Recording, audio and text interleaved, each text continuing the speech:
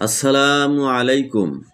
স্বপ্নে কাপড় দেখা বা পোশাক দেখার বিভিন্ন ধরনের ব্যাখ্যা রয়েছে, যা স্বপ্নের প্রেক্ষাপট এবং কাপড়ের ধরন, রং, অবস্থা ইত্যাদির উপর নির্ভর করে। নতুন কাপড়।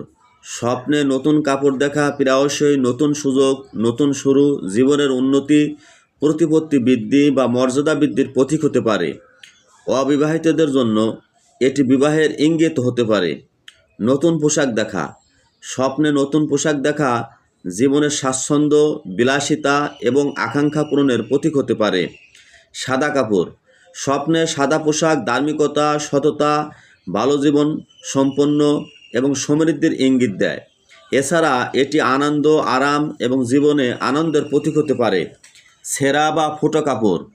স্বপ্নে ছেঁড়া বা ফুটো কাপড় দেখা সাধারণত দারিদ্র্য, সংগ্রাম, আর্থিক ক্ষতি বা দুর্নামের ইঙ্গিত হতে পারে।